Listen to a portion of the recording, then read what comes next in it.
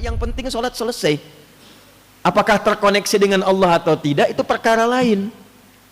Nah, karena itulah kemudian diikat di ujung ayat itu ketika sholat disebutkan innas sholata. Kenapa menggunakan alif lam?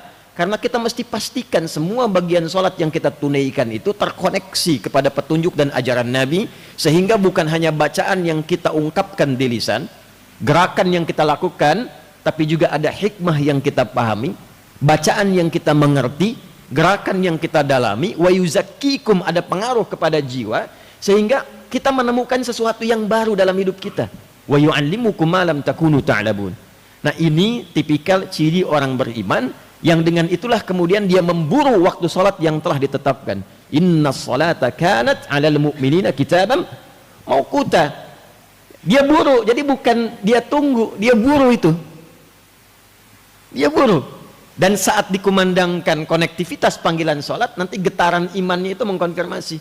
Itu yang dimaksud Quran surah ke-8 ayat yang kedua, Al-Anfal ayat 2. Innamal mu'minuna alladzina idza dzukirallahu wajilat qulubuhum.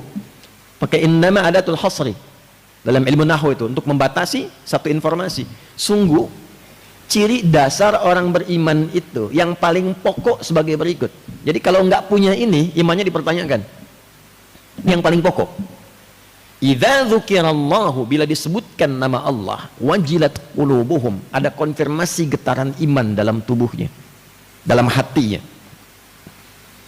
Nah, untuk mengecek ada iman tidak dalam tubuh kita, untuk mengonfirmasi itu, maka diperdengarkanlah nama Allah itu konsekuensinya, supaya terdengar oleh telinga kita, tembus ke dalam hati kita, supaya dikonfirmasi oleh bagian iman, ada enggak nuklea iman dalam jiwa kita itu. Maka diperdengarkan di telinga.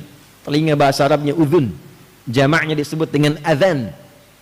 Adhan itu bukan sekedar panggilan. Kalau cuma panggilan mungkin namanya nida, selesai.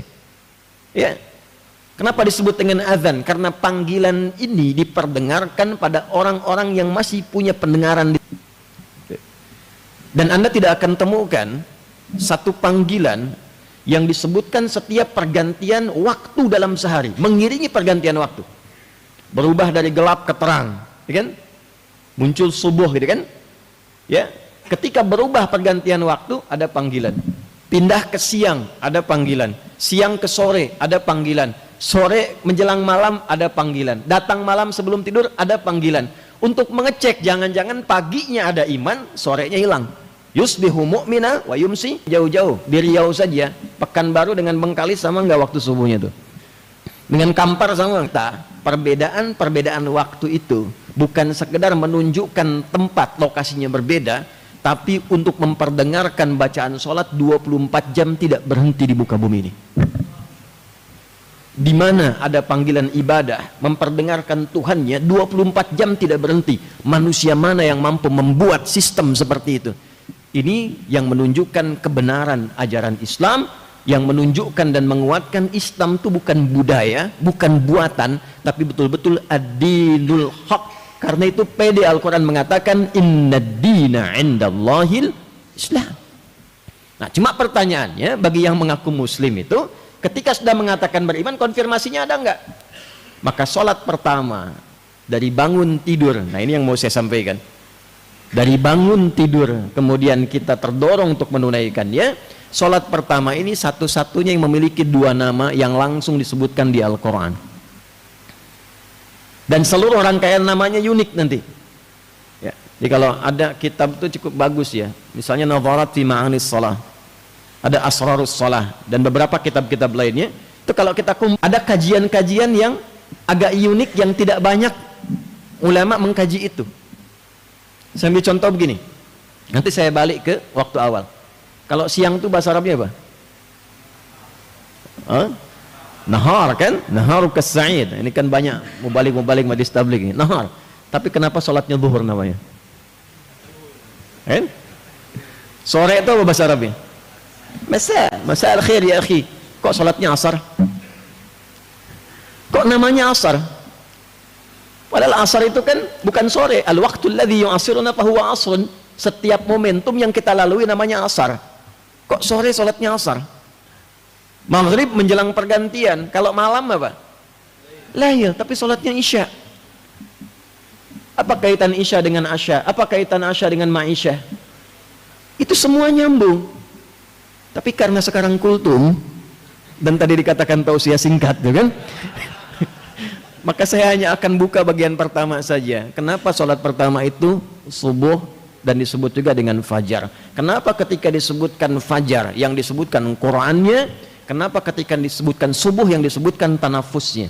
Quran surah 81 ayat 18, was-subhi idza tanaffas. Quran surah 17 ayat 78, aqimis salata liduluki syamsi ila ghasaqil laili wa qur'anal fajr. Inna qur'anal fajri kana masyhuda. Yang lainnya salat, begitu masuk ke fajar Quran, begitu masuk ke subuh tanafus.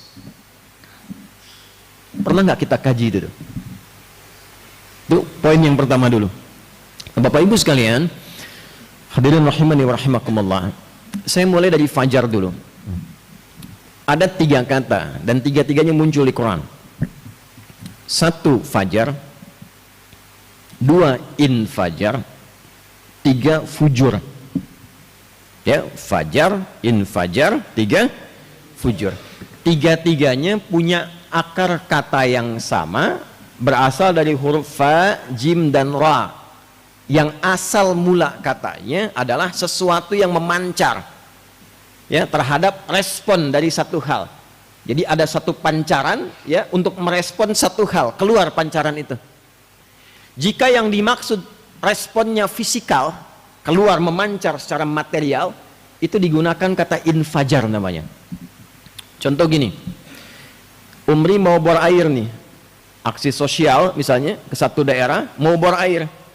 Ketika dibor, airnya keluar, memancar kan ke atas. Nah, itu namanya infajar, materinya keluar. Ya, contoh Quran surah kedua ayat 60. 12 kabilah suku supaya mengeluarkan 12 mata air langsung, supaya nggak rebutan 12 nih. Maka turunlah firman Allah, pukulkan tongkatmu yang kayu ke batu itu untuk menunjukkan ini mukjizat. Kayu sama batu kuat mana? Batu. Tapi untuk menunjukkan tongkat ini ada mukjizatnya, pukulkan kayu ke batu, yang pecah batunya nanti memancar dari batu itu 12 mata air. Wa idzistasqa Musa liqaumihi faqulna dharib bi'asakal hajar. Asa hajar, bi'asakal hajar. Falfajarat, bukan fafajarat. Falfajarat min husnata asyrata aina, memancarlah 12 mata air. Tongkatnya Musa alaihi salam kayu, dipukulkan ke batu, yang pecah batunya keluar 12 mata air. Anda pengen tes tongkat emas Anda itu mukjizat bukan? Pukulkan ke batu, keluar 12 air mata itu. Pecah tongkatnya. Ya, keluar fajar, infajar. Kalau Anda memberikan respon ke dalam diri, ke jiwa nih, lalu sampainya bukan ke takwa, sampainya ke nafsu, ya, maka ada respon dari nafsu itu keluar. Nah, responnya disebut fujur namanya. Fujur, ya, keluar dari sini kok lihat alas kakinya bagus amat gitu, punya si amat aja nggak sebagus itu misalnya kan. Nah, masuk itu ke nafsu, diprovokasi oleh setan. Kan cuma 2, kalau bukan dimotivasi oleh malaikat, diprovokasi oleh setan. Cuma 2 itu saja. Yang bekerja untuk takwanya itu adalah malaikat, disebutkan 88 kali dalam Al-Quran. Yang bekerja memprovokasi nafsu itu setan. Setan disebutkan 88 kali di Quran.